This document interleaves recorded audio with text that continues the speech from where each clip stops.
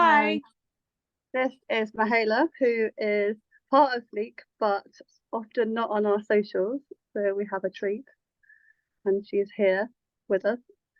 Um, we just wanted to talk a bit about the GoFundMe that we've got up at the moment, and explain to people really like what it's for and why we need it.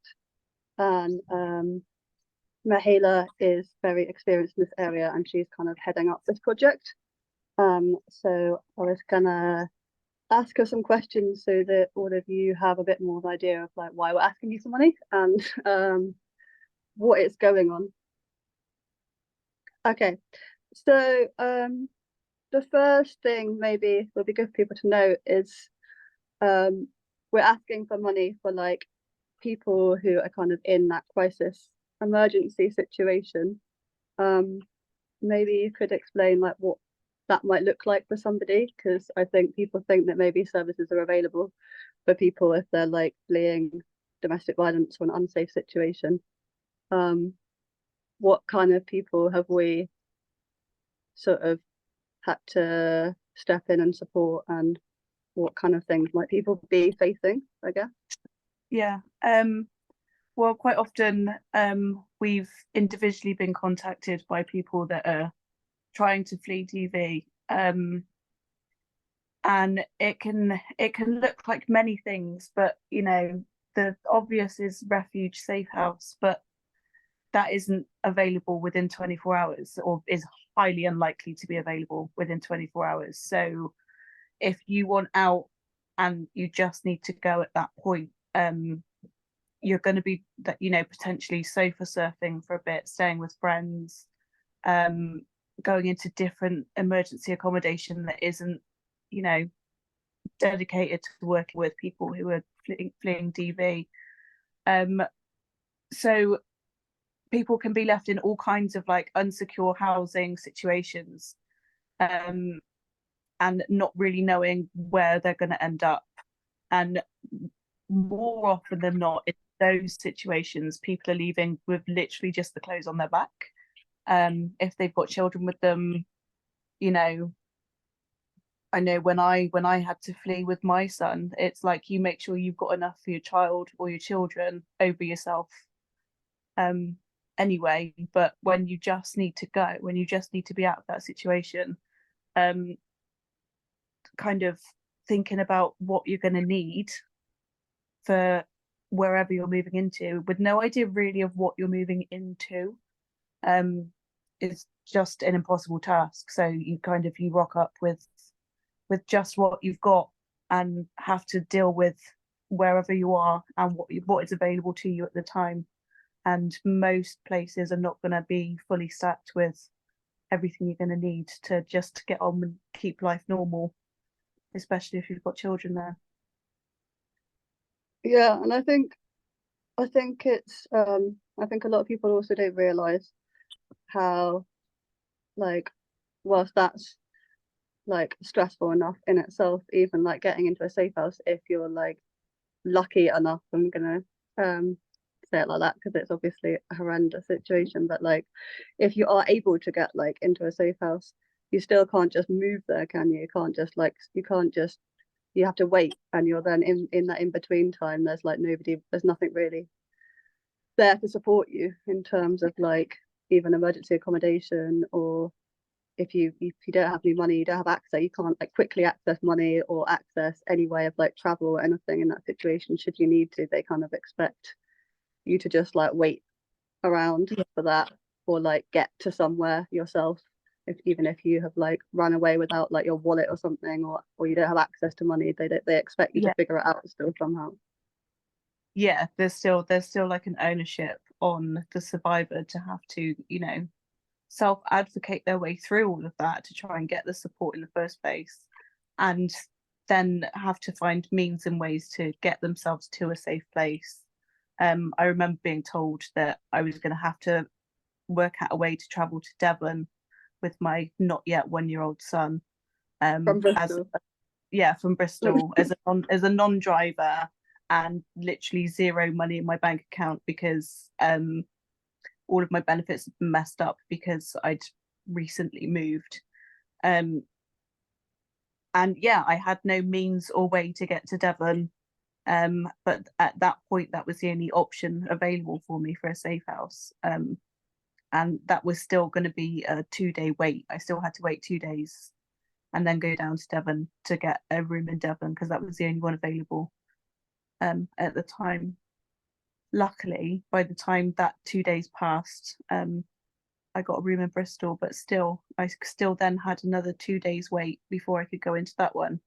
So I actually went and stayed with a friend for those 2 days and just slept on their sofa, which is great that someone did that for us, but it's never really a situation you want to be in. And then yeah, going into the safe house, and realizing that, oh, you know, I'm potentially going to be here for a year.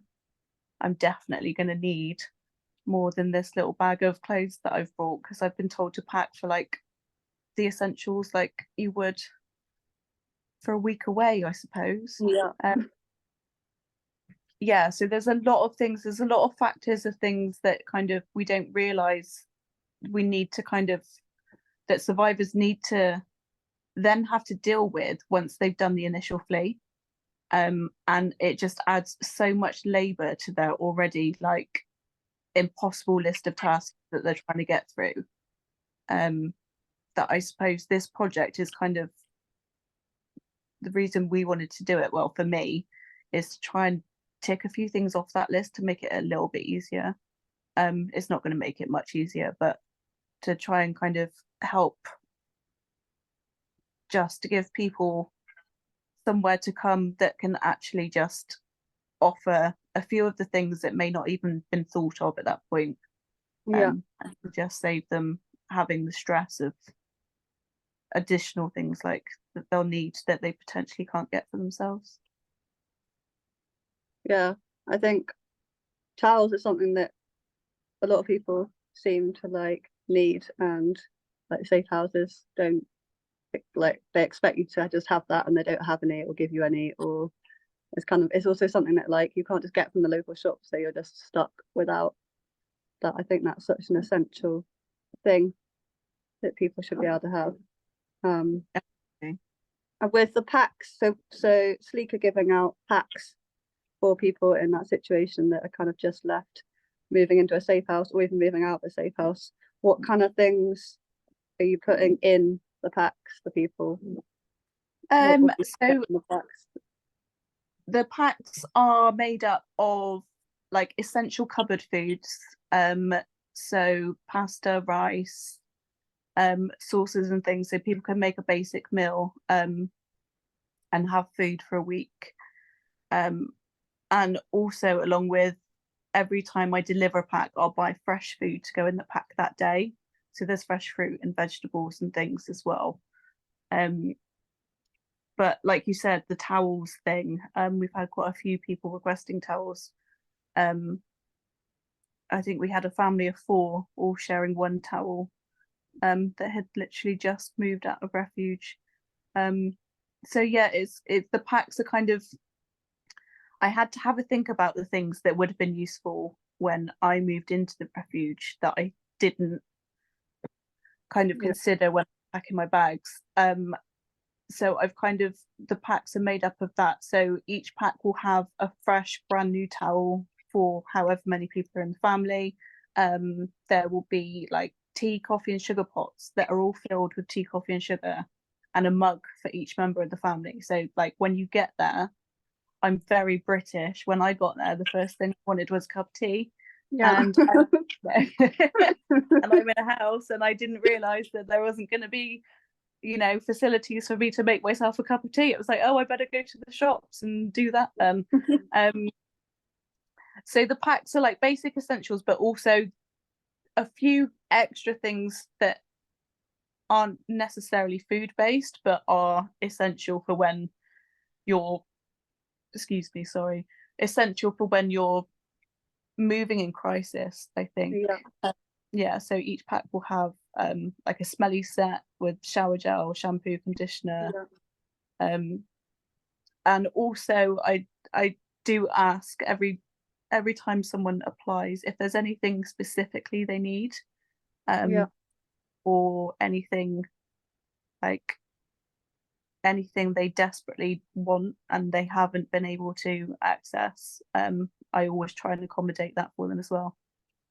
Yeah, and you're delivering them as well, so people do have to like come and try and get these packs and then take them on a bus or like carry them around. You're delivering them to where people want them to be picked up in Bristol, obviously, not in Scotland. I would love to be able to deliver them to Scotland. I just haven't got time. It is Bristol based only, unfortunately. Yeah.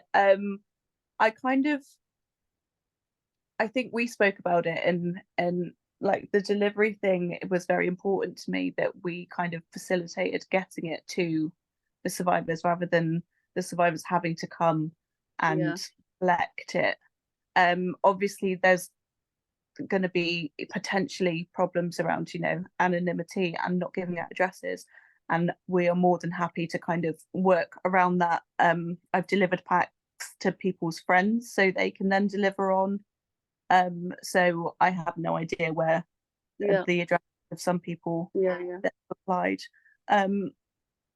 And also if you have, you know, if people have services that are involved, they can, you know, they can get their support worker to get in touch with us and they can facilitate it through them.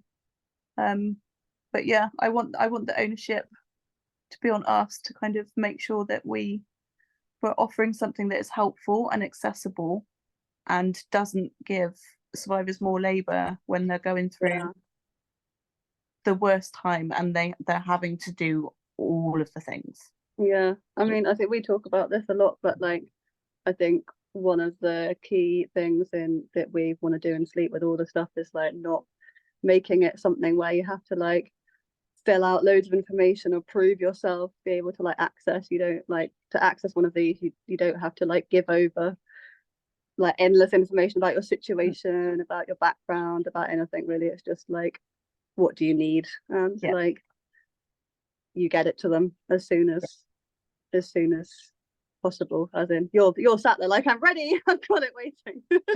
I can drive it to you right now. I'm just every time I get a new email for a pack, I get so excited. I'm like, yes, there's a new one I could do. Yeah, it's very much like there is no criteria to fulfill. If and I have you a don't need a referral, you don't need like anyone to like just literally just drop us an email and be like, can I help one please? I'll be like, yes, where do you need it, when do you need it? No questions asked, because that's how it should be.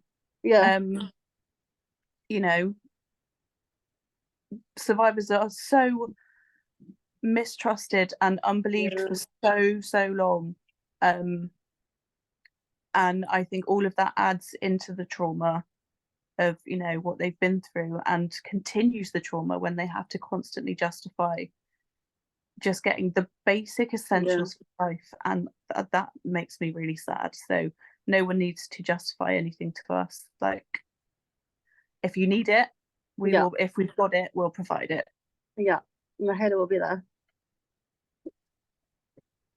The other thing that we're raising funds for is for people that are in a crisis situation, but maybe like still with their partner in that situation, or having to like quickly move homes but not necessarily into a safe house.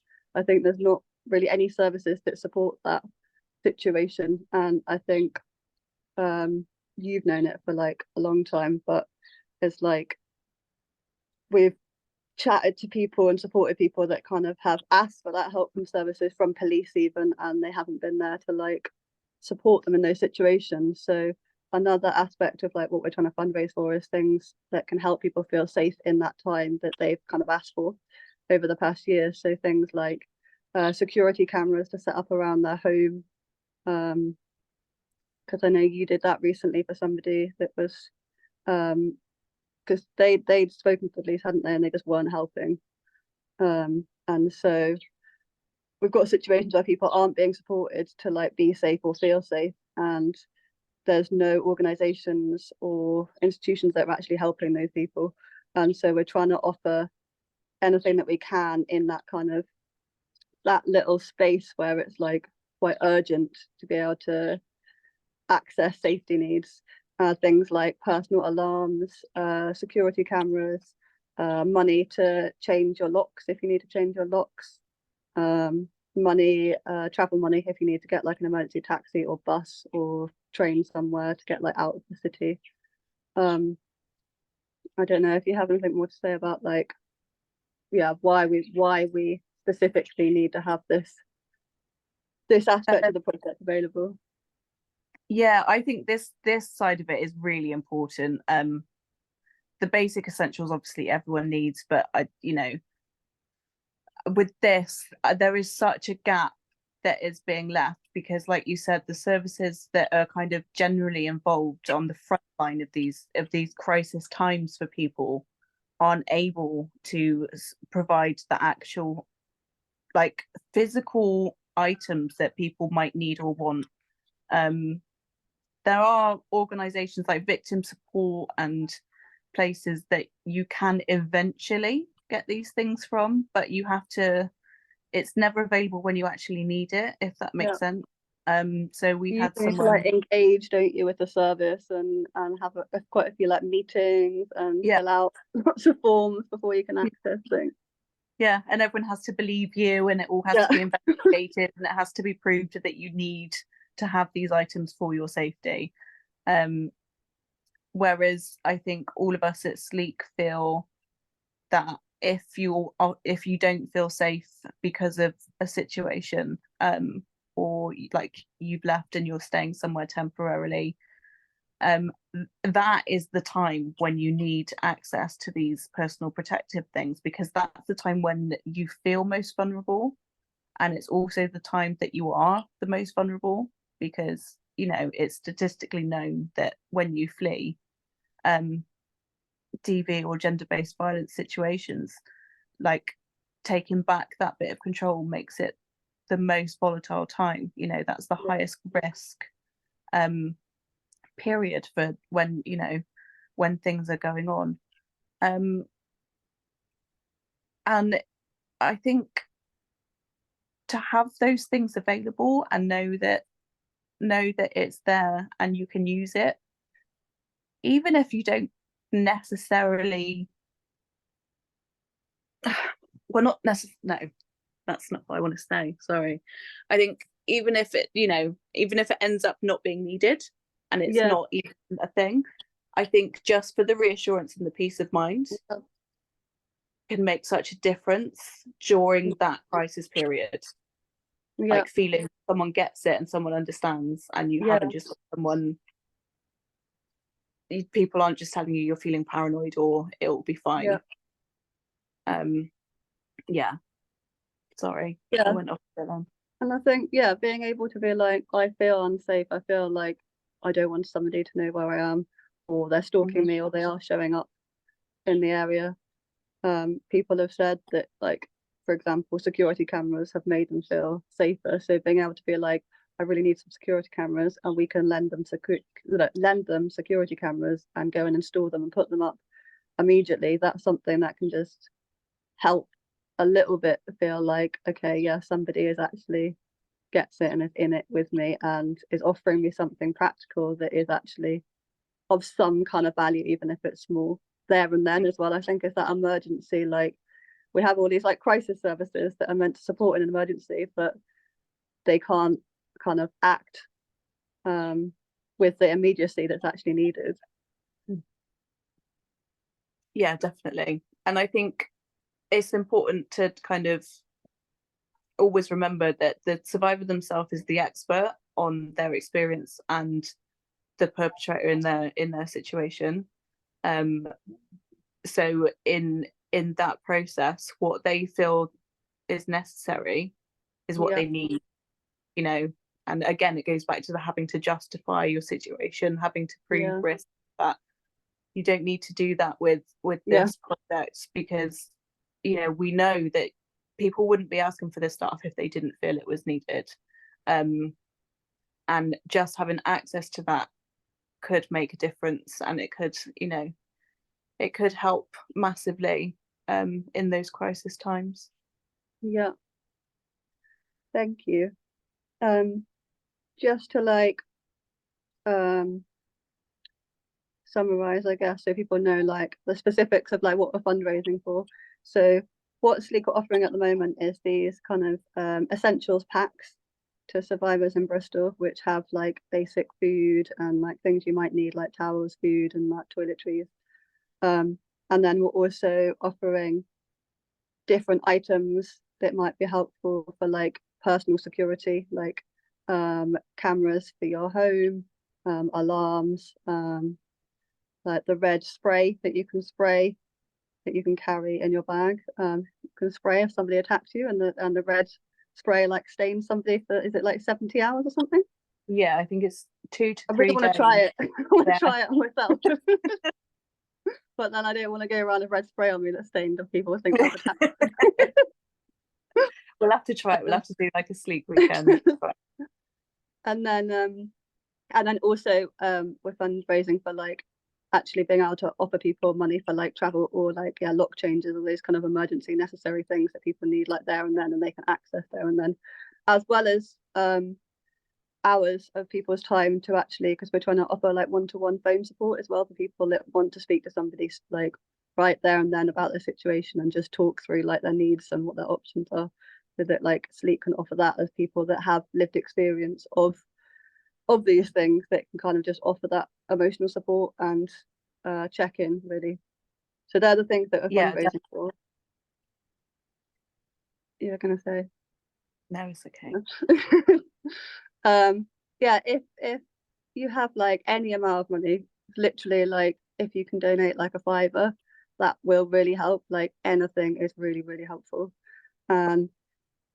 If you know people as well that might need any of these things, just get in touch. There's like a link on our Instagram, and you can like apply for a pack for somebody, or you can let people know if they want a pack or they need any of their support. Yeah, thank you. Thank you.